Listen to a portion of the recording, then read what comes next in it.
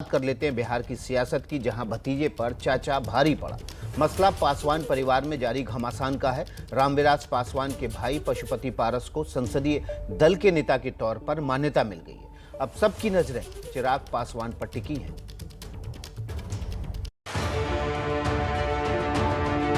चिराग पासवान जी हमारे परिवार के, हमारे भतीजा भी हैं, हमारे पार्टी के राष्ट्रीय अध्यक्ष थे, अभी तक हैं।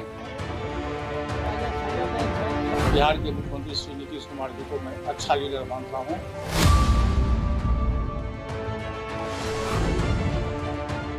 दिल के फफोले जल उठे सीने के दाग से, इस घर को आग लग गई घर के चिराग से। मौजूदा हालात को देखें तो दिवंगत नेता रामविलास पासवान की पार्टी एलजेपी पर ये शेर बिल्कुल फिट बैठता है। पासवान की खड़ी पार्टी में आग लग गई है पासवान परिवार के ही चिराग से। सोमवार की सुबह चिराग को झटके पर झटके मिलते रहे। पहले करीब 20 मिनट तक चाचा पशुपति के दरवाजा खोलने का इंतजार करते रहे और फिर मुलाकात भी नहीं हो पाई। रात होते होते चिराग को एक और झटका लगा जब लोकसभा अध्यक्ष ओम बिरला ने पशुपति पारस को लोकसभा में एलजेपी नेता के तौर पर मान्यता दे दी। मुझको कोई आपत्ति नहीं है, दल में रहे, मुझको कोई आपत्ति नहीं है। मुझको चिराग पासवान से कोई शिकवा शिकायत नहीं है। मैंने स्वयं आपको कहा कि मैं पार्टी तोड़ा नहीं हूँ।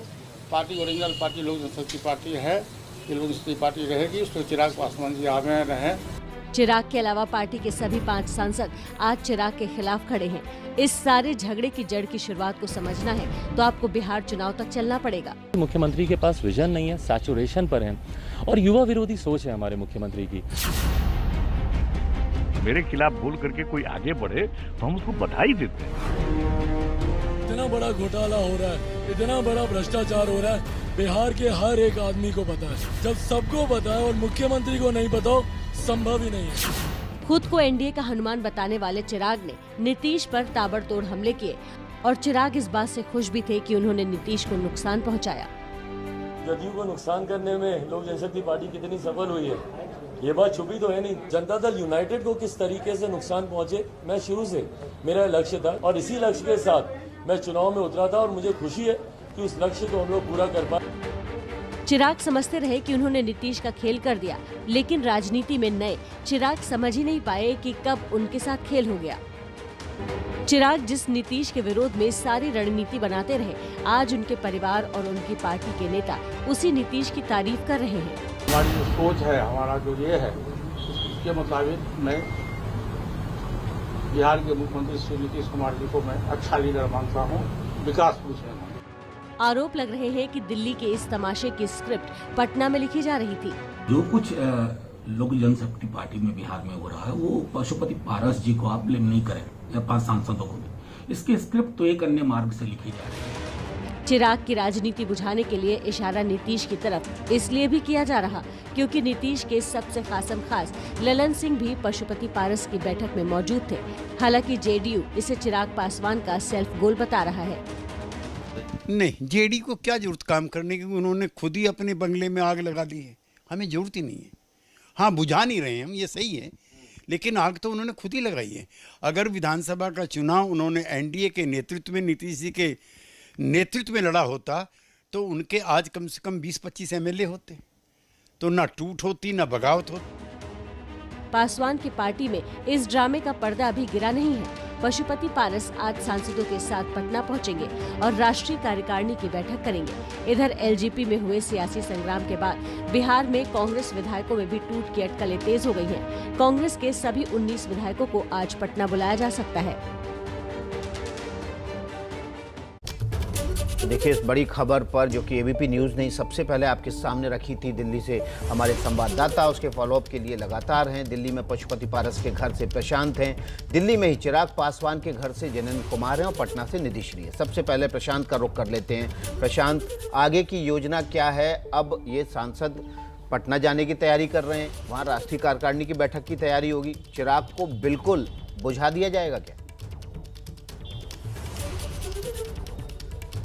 बिल्कुल, देखिए विकास, अब तैयारी इसी बात की हो रही है। मैं इस वक्त पशुपति पारस के घर पर मौजूद हूँ और जो 5 सांसद हैं उनकी जो अब आगे की योजना यही है कि आज वो पटना जाएंगे। संभवतः शाम को वो यहाँ से पटना के लिए निकलेंगे और अगले 2-3 दिनों में जो पार्टी की राष्ट्रीय कार्यकारिणी की बैठक है उन बैठक बुलाने की इन लोगों की योजना है। और अब आगे का प्लान यही है कि पशुपति पारस को लोक जनशक्ति पार्टी का राष्ट्रीय अध्यक्ष भी बनाया जाए और अध्यक्ष बनाने के बाद फिर चुनाव आयोग को अप्रोच किया जाए कि असली पार्टी वही है और पार्टी पर अधिकार अब इसी गुट का है। तो जहां तक 5 सांसदों और इस गुट की बात है, बिल्कुल आपने ठीक कहा कि चिराग को एक तरह से पूरी तरह अलग थलग कर देने की योजना है। लेकिन विकास, सबसे बड़ी बात यह है कि पार्टी जो संविधान जो है, मैंने संविधान जानने की कोशिश की कि पार्टी का संविधान क्या कहता है, तो मुझे ये जानकारी मिली है कि संविधान के मुताबिक, पार्टी संविधान के मुताबिक पार्टी अध्यक्ष ही राष्ट्रीय कार्यकारिणी की बैठक बुला सकता है। मेंबर भी बुला सकते हैं, 20 सदस्य लिख के देंगे, लेकिन उन 20 सदस्यों की बात पर फाइनल मुहर फिर आखिर में पार्टी अध्यक्ष की ही लगती है। तो चिराग पासवान के जो करीबी सूत्र हैं उनका ये कहना है कि राष्ट्रीय कार्यकारिणी की बैठक राष्ट्रीय अध्यक्ष ही बुला सकते हैं। तो आज दिन भर जो घटनाक्रम होगा उससे ये तय होगा कि फिर आगे अब एलजेपी में जो मारकाट मची है वो उसकी कहानी फिर आगे कहां और बढ़ती है। चलिए, बहुत बहुत शुक्रिया प्रशांत आपका, आप हमारे साथ बने रहिए। विकास जी, अभी तक चिराग पासवान की अगली रणनीति, अगले कदम को लेकर के सस्पेंस बना हुआ है। कल जो तस्वीरें हमने देखी कि जैसे इस बात का खुलासा हुआ कि पशुपति पारस को एलजेपी के सांसदों ने लोकसभा में अपना नेता चुन लिया है, इसके बाद चिराग पासवान पशुपति पारस के घर पहुंचे थे। काफी इंतजार करने के बाद पारस जी का गेट खुला, भतीजे की गाड़ी अंदर गई, लेकिन पारस मौजूद नहीं थे और मुलाकात हो नहीं पाई चाचा भतीजे की। सूत्रों के मुताबिक चिराग पासवान लगातार अपने समर्थकों के साथ संपर्क कर रहे हैं और रणनीति को अंतिम रूप देने की कोशिश कर रहे हैं, लेकिन अभी तक साफ नहीं है कि उनका अगला कदम क्या होगा। सबको इंतजार है चिराग पासवान की पहली प्रतिक्रिया की। कल उन्होंने कोई बात नहीं की मीडिया से, आज उम्मीद है कि वो अपनी बात रखें और आज उनकी तरफ से कुछ एक्शन हमें देखने को मिल सकता है। सूत्र ये बता रहे हैं कि फोन पर वो संपर्क में है, फोन पर वो उन सांसदों से संपर्क में भी हैं जो उनको जो कि उनका साथ छोड़कर अब उनके चाचा पारस के साथ जा चुके हैं। खाने सुलह करवाने को लेकर के फार्मूले पर भी चर्चा हो रही है, लेकिन होगा क्या इसको लेके साफ तौर पर अब तक इसलिए नहीं कुछ कहा जा सकता क्योंकि तमाम संभावनाएं खुली हुई हैं। एक तरफ जहां पारस गुट के सांसद खुद पशुपति पारस आज पटना जाने की उन लोगों की संभावना है, तो चिराग क्या करेंगे इसको लेके हमारी नजर है और संभव है कि आज चिराग की तरफ से हमें कोई बयान या फिर कोई कदम, ठोस कदम नजर आए लोजपा में जो ये फूट मची है इसके सिलसिले में। जी बिल्कुल, हमारे साथ निधि भी पटना से जुड़ी हुई हैं। निधि, ये कहा जा रहा है कि इस पूरे ऑपरेशन के पीछे जेडीयू और बीजेपी दोनों शामिल हैं। अब जब बीजेपी और जेडीयू के इस ऑपरेशन में इसके नतीजे सामने आ गए हैं, तो फिर अब पटना में नई रणनीति क्या बनने जा रही है? जी बिल्कुल, देखिए बीजेपी जो है वो खुलकर बैटिंग करती हुई नजर नहीं आ रही, क्योंकि कल भी जब मेरी तारकिशोर प्रसाद से बात हुई तो उन्होंने कहा कि केंद्रीय नेतृत्व फैसला करेगा कि किसको मंत्रिमंडल में शामिल करना है किसको नहीं, लेकिन उन्होंने ये ज़रूर कहा कि अगर एलजेपी साथ होती तो हम और मजबूत होते। जबकि जेडीयू का अगर आप देखेंगे तो लगातार जो सहयोग मिलता रहा है जेडीयू का एलजेपी को, वो सामने आ रहा है। जैसे सांसद वीणा देवी के घर कल पहुंचे थे महेश्वर हजारी और इसके अलावा ललन सिंह पहुंचे थे, काफ़ी देर जो है उन दोनों की मुलाकात हुई। तो ये लगातार जो कयास लगाया जा रहा है राजनीतिक गलियारों में कि जेडीयू का बड़ा सहयोग मिल सकता है, और दूसरी बड़ी बात कि एलजेपी के कई सांसद जो है वो जो बागी सांसद है वो जेडीयू में शामिल हो सकते हैं। तो ये लंबे वक्त से बातचीत चल रही है। और अगर पटना की बात करें तो जैसे कि हमारे सहयोगी प्रशांत बता रहे थे कि अब जो तमाम बागी सांसद है पशुपति पारस के साथ, वो सभी आज शाम तक पटना पहुंचेंगे और राष्ट्रीय कार्यकारिणी की बैठक होगी, तमाम कार्यकर्ताओं से मिलेंगे और इसकी तैयारी भी यहाँ हो चुकी है। जो ऑफिस है एलजेपी का, वहाँ पर कल शाम जैसे ही पशुपति पारस को बनाया गया अध्यक्ष, वैसे ही बोर्ड टांग दिया गया पशुपति पारस को, और वहाँ किसी को एंट्री नहीं मिल रही है। गार्ड को बाकायदा ये बताया गया है कि किसी को अंदर ना जाने दे। तमाम समर्थक जो चिराग के हैं उनको लेकर के किसी इस बात की संभावना अब ना के बराबर है। और अब अगर जेडीयू एलजेपी का जेडीयू में विलय करा लिया जाए,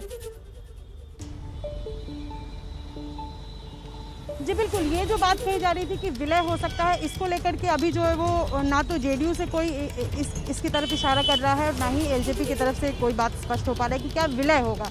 लेकिन मंत्रिमंडल के विस्तार से पहले जो राजनीतिक घटनाक्रम है उससे कुछ स्पष्ट होता हुआ नजर आ रहा है कि क्या जो 5 बागी सांसद हैं उनका उनका अगला कदम क्या होगा इसको बिल्कुल, लेकर अगला फिलहाल कदम क्या कार्यकारिणी होगा बैठक इसको होगी, लेकर उसके बाद फिलहाल क्या की जा रही है? चर्चाएं चल रही हैं। राष्ट्रीय कार्यकारिणी की बैठक बुलाकर पशुपति पारस को राष्ट्रीय अध्यक्ष बनाने की भी कोशिशें हो रही हैं। बहुत बहुत शुक्रिया निधि, प्रशांत और जैनिंद्र कुमार आपका।